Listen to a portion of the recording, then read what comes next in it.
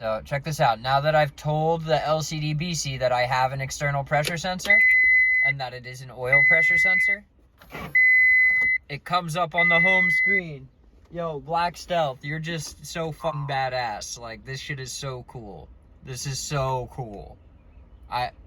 This is the coolest thing. Everyone told me to get this, and I just waited too long. I should have had this from day one. Day one. You have a DSM, you have a 3000 GT, put this in your car. I don't care. I don't care. I don't care. I don't care. Put it in your car. I don't care. Put it in your car. Put it in your car. Right now. Look at this. This is so cool. It's been a while, actually, since I did the first part of the LCDBC video. So I'm going to be installing an oil pressure sensor and sending that signal to my LCDBC. I need to set up the harness. So I've got a couple of pieces here. I'm going to solder them together. Okay, so this is my oil pressure sensor harness. This will plug into the oil pressure sensor. This is the LCDBC side of the harness directly from Black Stealth. If you'll notice, going into the connector, there's 3 wires, white, red, and black. However, over on this end, there are 4 wires. White, red, black, and green. But we're only going to use the white, red, and black because those are only 3 going into here. So same thing on this side. We just got to strip these wires.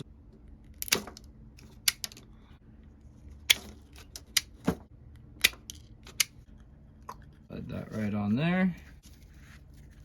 Just going to use my helping hand that I made. I know, it's impressive, right?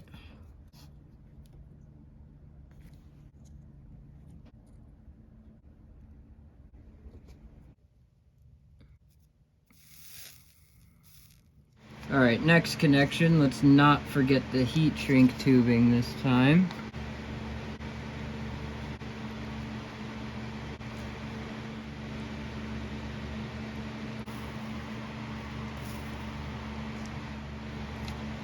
All right, got the heat shrink tubing on.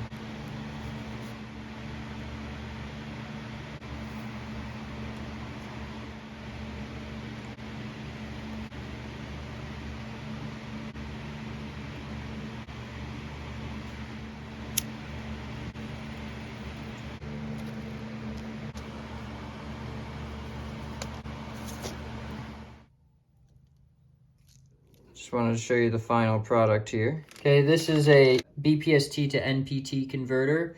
The sensor for the stock oil pressure gauge uses British standard pipe tapered threads, also known as BSPT, whereas pretty much every single aftermarket pressure sensor in the world uses NPT threads.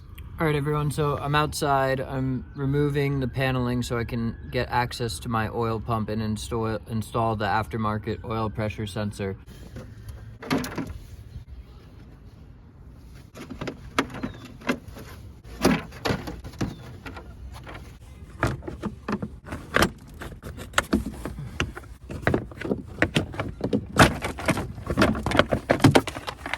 That is the oil pressure sensor. Hopefully there's enough clearance between here and the boot. Okay, here's the oil pressure sensor just behind that power steering belt there. Let's see, slide connector. Yep, slides right off. That was easy. Yep, all right, got it. Okay, now that we've got this pretty much hand loosened, I'm gonna pull it all the way. Okay, I've applied some high temperature thread sealant to these threads here, and I'm gonna thread it in. Oh, hey, got it in. All right, now we've got this in, got a 22mm wrench, just gonna tighten it up.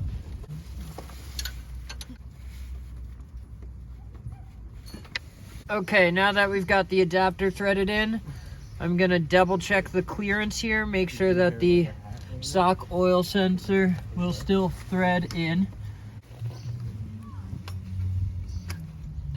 Oh no, it's not fitting.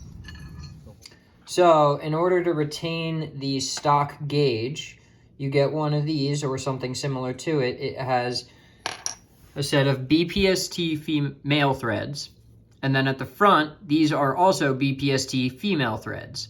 So you unthread your stock gauge sensor, thread this in, and then thread this in.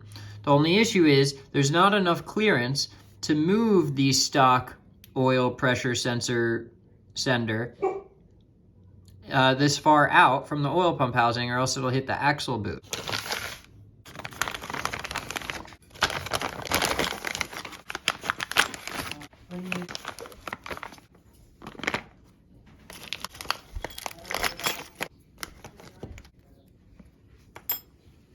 The converter that I got for the oil pressure sender doesn't fit, so I've ordered a couple of elbows. In the meantime, I'm going to use an oil filter sandwich plate to conduct my oil pressure test while I wait for those elbows to come in, because they're going to take about a month. So I haven't drained the oil. I'm just going to remove the filter, put the sandwich plate on, and then replenish whatever oil I lose. So we'll go ahead and do that. Okay, so I've already loosened my oil filter. I have this spider style oil filter wrench, and these tend to do the trick, but sometimes they don't grip very well. So I use a rubber gasket to help it along, get a grip. So now that it's loosened, I should be able to just unthread it. Okay, there we go. Mishimoto has supplied me with 2 oil filter adapter threads. If you're using the Mishimoto one as well, it is the bigger of the 2 threads that they provide that fits into our oil filter. Okay, now that I've got this hand threaded in, I'm just gonna torque it down. It's a 1-inch wrench. I'm surprised I had a wrench big enough for this. Just gonna clean this up as much as I can. I need to clean the outer ring.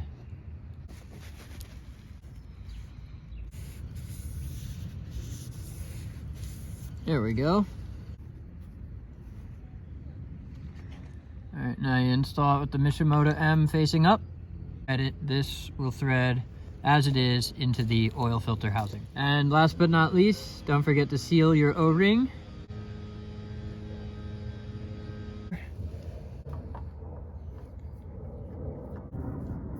Okay. We're gonna go ahead and start to thread in the oil pressure sensor. So up into the sandwich plate, and there's the open thread. My oil pressure sensor uses a 22mm wrench. Okay, here we are under the car. I've got the oil pressure sensor installed, and I've plugged in the harness. I'm gonna start to route it. My first priority is to be getting it away from this exhaust. And not run it up through this appealing gap here, because it does run adjacent to the exhaust. So we're gonna go under the AC compressor here and zip tie it to this line, and then join in with this wiring loom and go up to the top of the hood before we pass it back to the cabin. All right, so I passed the wire along the underside of the AC compressor to the sort of front driver's side corner of the car. Now I've passed this grabber right there, that silver grabber. From in the engine bay, this is the other end of it right here. And then once I've got it there, I'd like to keep, I don't want to do this. This stuff gets annoying really fast. Previous owner did this. A lot of the electrical work he did was great, but this was not. So I'm not going to redo this.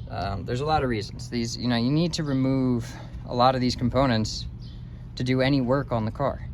So if you start putting wires there and wrapping them around this stuff, you're just going to make your life hell, okay?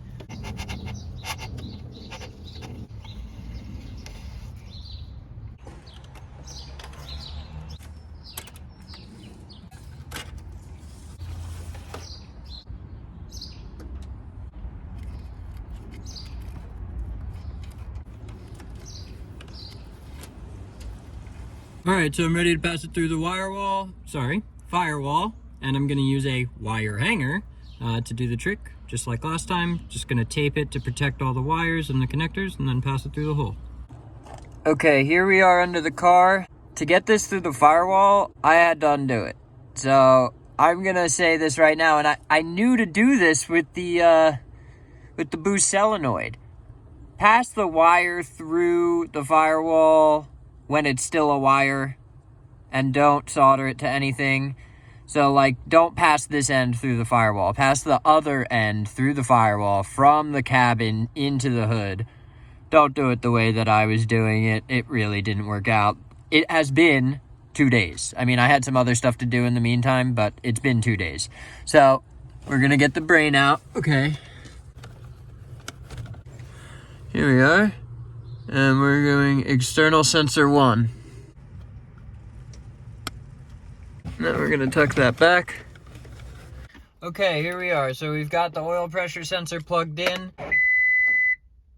Okay, so we've just gone to the configuration menu. The way we did that was by holding this down while we turned the key on. Now we are going to external sensor 1.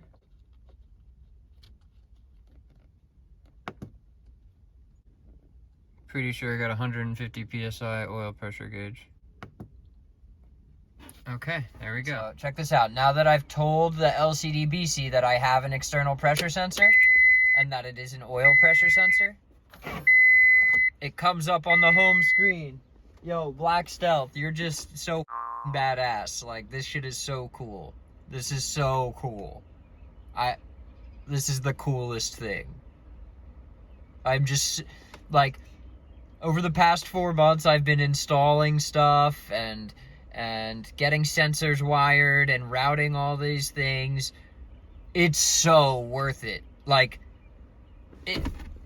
this is amazing. Like, to know my fuel trims, to know my injector duty cycle, to know my oil temp, to know my oil pressure, to know my water temp real time while I'm driving. Like, are you kidding me? Why didn't, like, everyone told me to get this, and I just waited too long. I should have had this from day one. Day one. You have a DSM, you have a 3000 GT, you have an Evo, put this in your car. I don't care. I don't care. I don't care. I don't care. Put it in your car. I don't care. Put it in your car. Put it in your car. Right the fuck now. Look at this. This is so cool.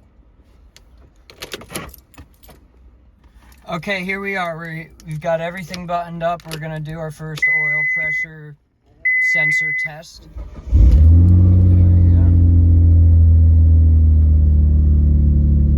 90 PSI. Okay, we're down to 20 PSI. Okay, here we are conducting our oil pressure test. Here we go. Okay, here's my coolant at 163. So we're still warming up here. We've got 25 PSI. You guys are gonna want oil temps, but I don't have them yet. Okay, here we are. The fans just kicked on. We're sitting around 15, 16 PSI. Engine idle is at 700, and we're seeing about 15 or 16 PSI. Okay, now we're gonna do 1000 RPM, 20 PSI. Okay, that's 2000 RPM, 46 PSI. 3000, 60 PSI. 4000 is 85. Okay, here I am at hot idle. My coolant's around 210 degrees, and I'm seeing about 12 to 14 PSI. Today we're doing the oil temperature sensor, adjacent, which will be running adjacent to the oil pressure sensor, since it's running to and from the same place. Okay, so my oil temperature sensor is here. Ordered it on eBay. Ordered the one that Black Stealth recommends. I'll post the link. To connect this to the LCDBC, you do need a converter harness, which I have upstairs. Okay, I'm getting ready to put this into the sandwich plate adapter as well. I was quite surprised. I thought this wasn't going to arrive for a while, but nope, it's here. So we're going to go ahead and put the thread sealant on here. Now the objective here is to get a good coating. You'll see how I do it. Get a good coating around 3/4 of the thread on everything but the leading thread. You don't want to do the leading thread because you don't want this stuff getting into your oil system. There we go. Okay, so 3/4 of the way around, everything but the leading edge. So as I thread that in, it'll smear around and seal up. All right, let's go outside. All right, so you guys have got a great view of my setup here now. There is an Allen stud in this up here. All right, there it is. I've got see the thread sealants on there, 3/4 of the way around. Let's see how my aim is. Oh yeah, my aim is good.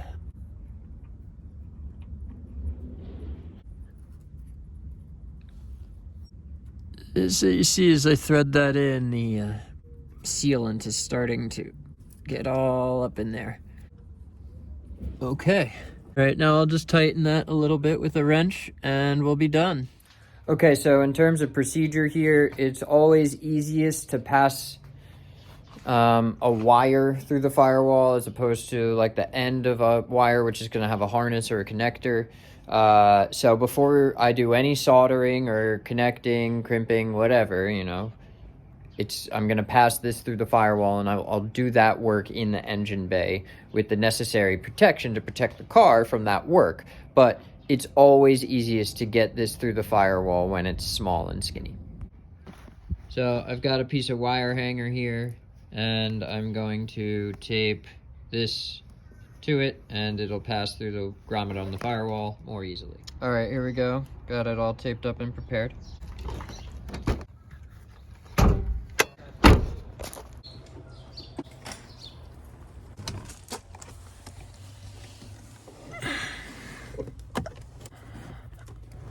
I did it.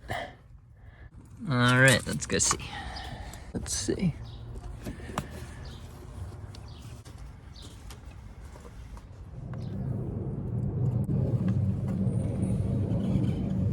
I've got the sensor routed. I ran it the same exact way I ran my pressure sensor harness.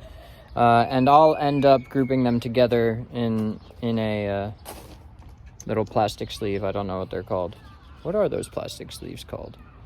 The only difference in procedure was that this time I was smart enough to pass the wire through the firewall before I connected it permanently to the end connector. So this is all that needed to go through the firewall grommet, not a plastic harness. So I've got a new toy. Solder seal wire connectors. If you've watched my videos before, I've been soldering and using dielectric grease and heat shrink and all that. Decided to upgrade and see how it is and give it a shot on the temperature sensor. So yeah, let's go ahead and get this connected. All right, I'm in the wheel well of the car, sorry, just above the shock. Gonna solder this to this.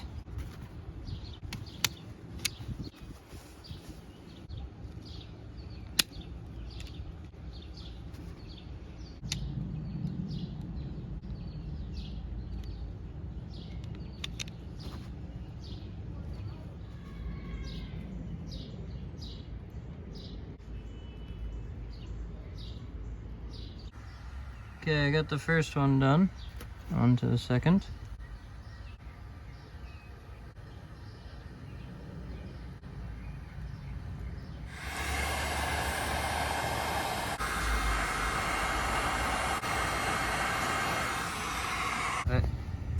There it is. I really couldn't do both, film and hit this with the heat gun. My recommendation, if you're a first time user with these things, try it off the car. You don't even need to put wires in them. Just hit it with the heat gun or the lighter if that's what you're using.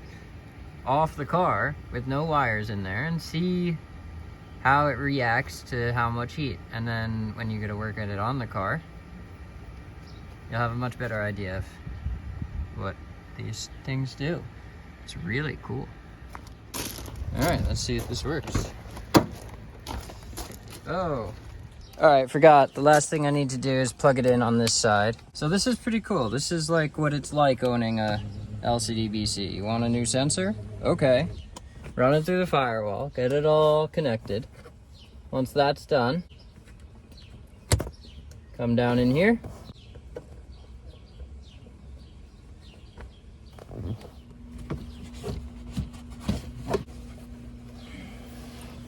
You're not going to be able to read it, but external sensor too. Plug it in. Now, just test it.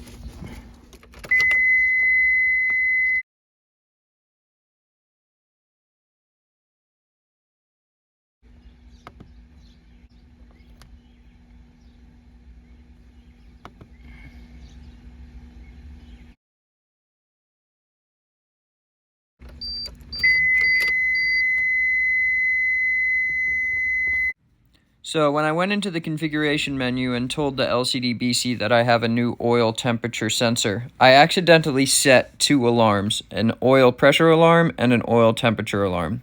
These two alarms are very useful. They're installed to alert you when your oil telemetry falls outside of a desired window. However, I had set the alarm for a really unrealistic range. The oil pressure alarm was set to go off anytime the oil pressure fell below 40 psi, which is about always on this car once the oil is warm. And I had set the oil temperature alarm to go off when the oil fell below, I think, 100 degrees Fahrenheit, which is all the time when the oil is cold on this car. So I went in and I reprogrammed the alarms to a much more realistic range so that I could use the device, because as you can see here, if those alarms are going off, it's the only thing that is displayed on the screen. All right, so that's oil temp gauge installed.